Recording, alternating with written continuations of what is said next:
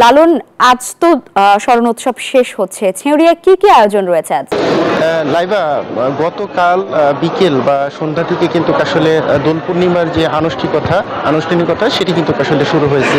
পূর্ণিমার তিথি অনুযায়ী কিন্তু আসলে এই অধিসেবার মধ্য দিয়ে কিন্তু আসলে বাউল ভক্ত এবং অনুসারীরা কিন্তু তাদের কার্যক্রম শুরু করেছেন। তাদের যে নিয়ম বা রীতি অনুযায়ী যে সাধু এবং সন্ন্যাসী এবং শিষ্যদের যে মিলন মেলা সেটি কিন্তু আসলে গতকাল বিকেল থেকে শুরু হয় এবং রাত্রে অধিসেবা, সকালে বাল্য সেবার কিন্তু শেষ হয়েছে এবং আজকে দুপুর অর্থাৎ বিকেলের দিকে কিন্তু আসলে তাদের যে পূর্ণ সেবা সেটির মাধ্যমেই কিন্তু আসলে আজকের যে আনুষ্ঠানিকতা সেটি শেষ হওয়ার কথা বলে জানিয়েছেন আয়োজকদের সাথে কথা বলে আমি যতটুকু জেনেছি তারা বলছেন যে যেহেতু পবিত্র রমজান মাস চলছে সেই ক্ষেত্রে তারা প্রতিবারের যে 3 দিনের অনুষ্ঠানমালা সেটিকে কমিয়ে একদিনের আসলে নিয়ে এসেছেন এবং যারা মূলত লালন ভক্ত এবং অনুসারী তাদের এই অনুষ্ঠানটা নির্বিঘ্নে